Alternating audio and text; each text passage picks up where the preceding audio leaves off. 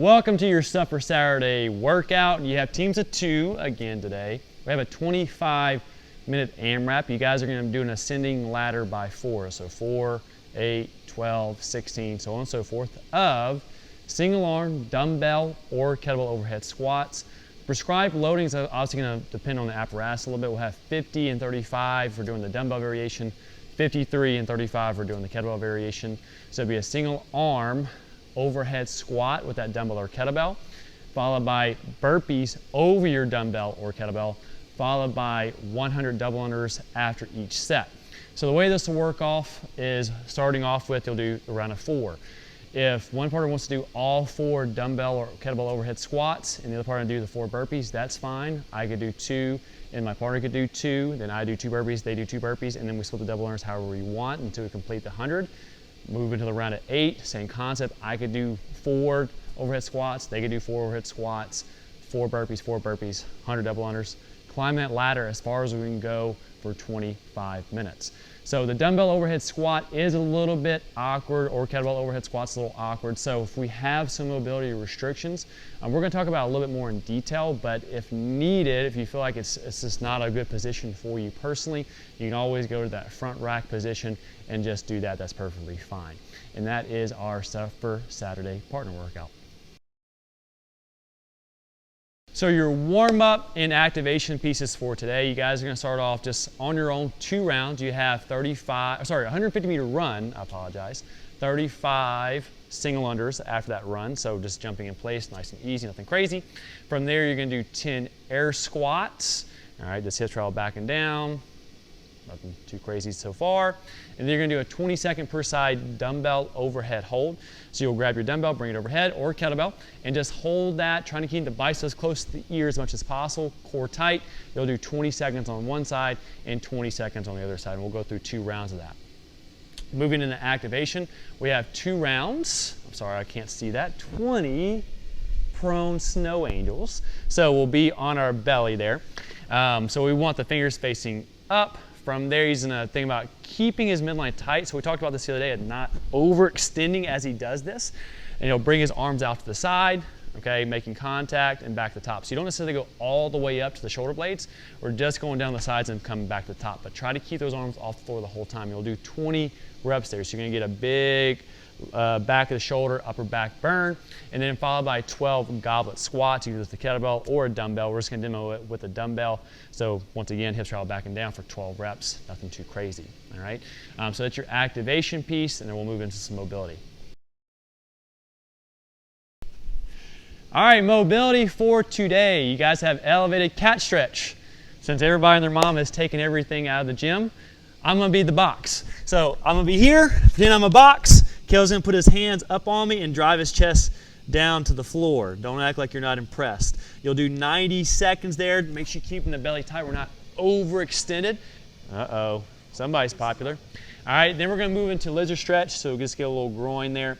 He's going to drive the chest down, get a nice stretch on the groin and the glutes through that. If you feel like as well, maybe one thing I'd add in there as well, if you need to, if you have some really tight ankles, maybe doing a little ankle stretch in there, just driving the knee over the toes as much as you can. That will be a factor in the dumbbell / kettlebell overhead squats. And that's our mobility today. Once again, just like yesterday's workout, it's going to be really dependent on what kind of mobility you have, especially for the shoulders. So make sure you guys hit up the mobility to try to help you out as best as possible and get as much range of motion as we can before the workout. Movement demos for today. The biggest thing obviously is going to be the dumbbell or kettlebell overhead squat, just a single arm. The kettlebell will be slightly easier just due to the fact that that weight's going to be on the back side of the arm. It's going to allow you to get that weight kind of pulled back. So just kind of FYI. So if you have a dumbbell or kettlebell option, the kettlebell is going to be slightly easier. So Kel's going to kind of demo a couple reps for us here. So dumbbell's going to go overhead. All right. Obviously, the biggest thing is keeping the dumbbell, the arm as close as you can to the ear. I would also recommend biasing towards the pinky side of the dumbbell. That way, you're almost getting like the same concept like the kettlebell, where it's kind of getting pulled back and it kind of pulls you back into a good position. From there, he's going to send his hips down and back, and back that top position. So Kel's obviously pretty mobile with the shoulder, so it's not as bad for him. For somebody like myself, it's got really tight shoulders, it's going to be a lot more of a difficult position to get in. So a couple things you might consider doing is you might need to as well go a little bit wider of a stance. Okay, that might help you out some. You're just going to have to kind of play around this in the warm and see what feels best for you. So that's an option. As well as if he brings his arm out in front, we'll call this kind of like a corkscrew overhead squat. So as he squats, he's going to kind of rotate in like that to kind of give him a little bit more room to kind of get that shoulder back in that good position. So that's as well as something that you can do. It's not necessarily like a poor movement. It just kind of opens up the T-spine a little bit more. Kind of like we do like T-spine rotations to give you a little bit more room for error there. Another thing you can do if you have ollie shoes, you can wear ollie shoes or elevate your heels up on some plates or something small like some towels or something like that. So Kel's just using one plate there. Elevating the heels will give you a little bit more range of motion as well, keeping that torso a little bit more upright. That way it allows you to keep your chest upright, keep that dumbbell in a good position. So those are some different options there. If you don't feel comfortable with this thing, just go to the front rack there, guys. That's perfectly fine. Just go maybe a little bit heavier if you can than you normally would. That way you're still getting some unilateral work in.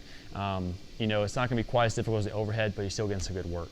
Once you guys complete the overhead or single arm overhead squat, you'll do burpees over your kettlebell or over your dumbbell. So we want to be on the side of that thing. All right, so when your feet come up out of that burpee, your feet should be on the side of it and jumping over. What we don't want to see is going kind of behind the dumbbell or kettlebell. You're kind of defeating the purpose of it when you go behind it.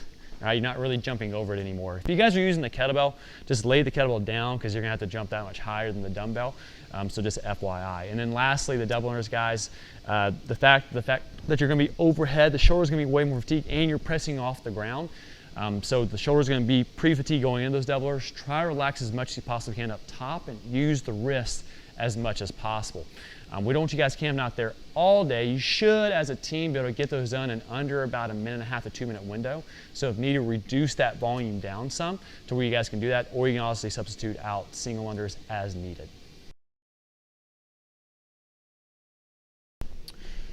All right, your post-Wad Mobility, if you're willing to hit us up today, you got figure 4.